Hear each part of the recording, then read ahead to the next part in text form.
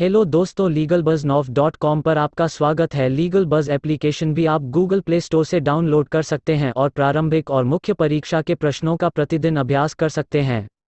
तो आज ही Google play store से लीगल बज़ ऐप डाउनलोड करें। आज हम भारतीय दंड संहिता 1860 का रिवीजन ऑडियो क्लास शुरू करने जा रहे हैं। सबसे पहले हम जानेंगे भारतीय दंड संहिता के बारे में सामान्य जानकारी। तो आइए शुरू करते हैं। सामान्य प्रस्तावना, जनरल इंट्रोडक्शन। अपराध की परिभाषा। अपराध की परिभाषा बहुत से विद्वानों ने देने का प्रयास किया है, परंतु वो पूरी तरह सफल नहीं रहे क्योंकि आपराधिक विधि समय के साथ परिवर्तित होने वाली विधि है। फिर भी कुछ विद्वानों ने इसे परिभाषित करने का प्रयास किया है, जो निम्न है। ब्लैकस्टोन ने कहा, निषिद्ध या समादेशित करने वाली सार्वजनिक विधि के अतिक्रमण के रूप में किया गया कार्य या लोप अपराध कहलाता है।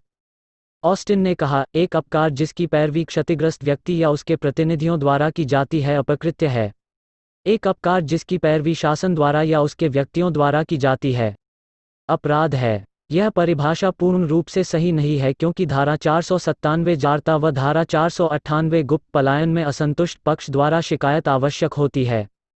केनी के अनुसार, अपराध ऐसे दोष हैं जिसमें अनुशास्ति दंडात्मक है, जो किसी सामान्य व्यक्ति द्वारा क्षम्य नहीं है, तथा यदि वह क्षम्य है तो केवल राज्य द्वारा। यदि हम इस परिभाषा की सत्यता को परखें तो यह भी उपयुक्त परिभाषा नहीं है, क्योंकि भारतीय दंड संहिता के अंतर्गत बहुत ऐसे अपराध हैं जो समाधानीय अपराध की श्रेणी में आते हैं, जिसमें समझौता न्यायालय के हस्तक्षेप के बिना हो सकता है। निष्कर्ष रूप में हम यह कह सकते हैं कि अपराध विधि द्वारा दंडनीय कार्य है क्योंकि यह अधिनियम द्वारा निषिद्ध है या यह लोकहित के लिए हानिकारक है। दंड विधि का मौलिक सिद्धांत।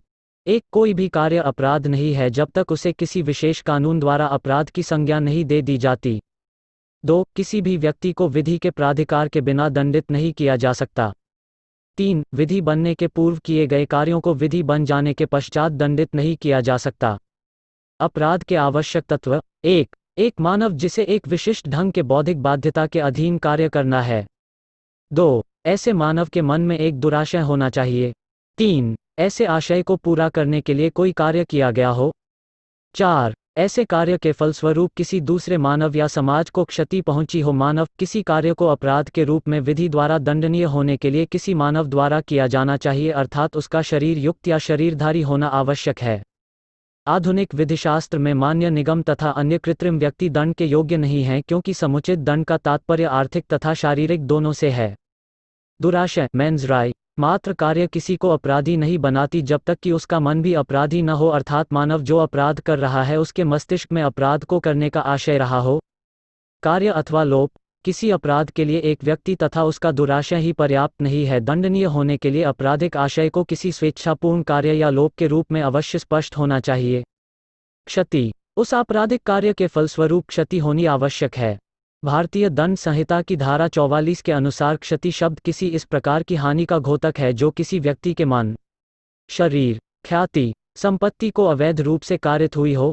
सामान्यतः जब किसी कार्य में ये 4 तत्व विद्यमान होंगे तो अपराध माना जाएगा, मगर इसके भी कुछ अपवाद है जब कुछ मामलों में कोई तत्व न होने पर भी वह अपराध की श्रेणी में आता है।